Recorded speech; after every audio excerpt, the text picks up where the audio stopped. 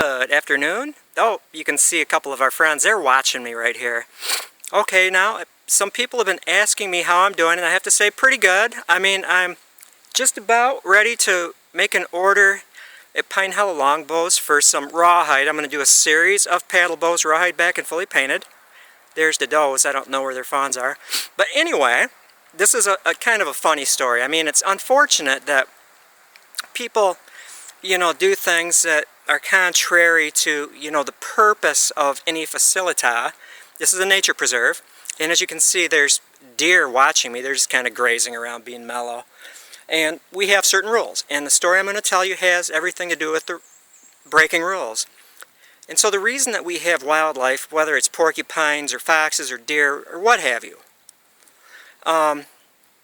used to people and people that visit here, it's a quiet evening, dinner hour, are able to see the creatures like that, relax, is because basically we don't allow dogs on the trails. They, along with the wild turkeys and everything else, would see a golden retriever as a coyote and head for the hills.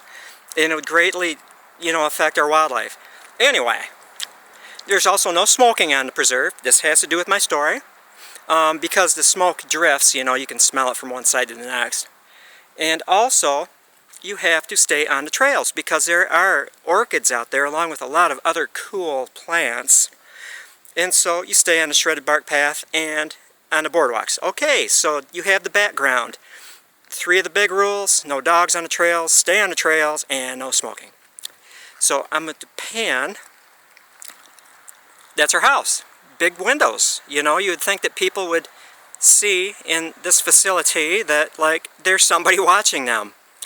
Well, yesterday, 7 p.m., rainy, so I figured, yay, I have a rain evening. I can go in and just watch my 48 hours, Dateline mystery kind of thing, see what kind of silliness people get into that get caught. And a car parked. That's my car. I have it parked there for dramatization. Car parked there in the rain.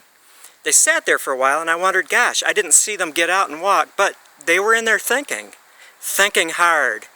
And so they had that SUV they were in parked there, bigger car than mine, so I couldn't see what's happening on the passenger side and I'm going to pan back. Pretty soon those gardens are going to be flowering from the picture window. Now I'm up there watching them. Little do they know that there's a house there with a picture window in the living room.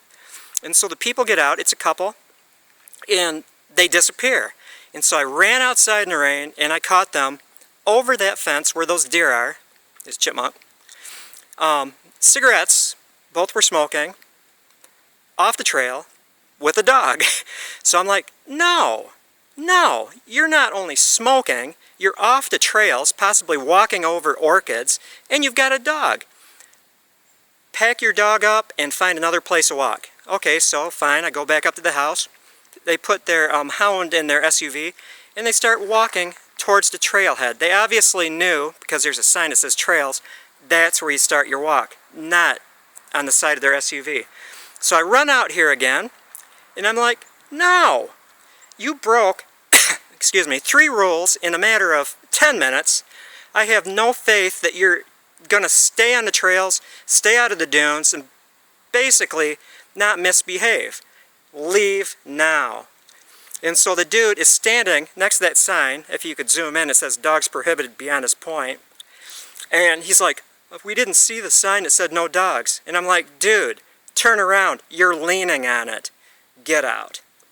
And so I am not going to make any commentary. I have to remain professional, so I'm not going to say any disparaging words toward them, other than, you'd think that you'd get a moment of rest, but you never know what's going to happen out here. I'll save you other stories. I mean, they're not the first people I had to eject for doing things contrary to our philosophy.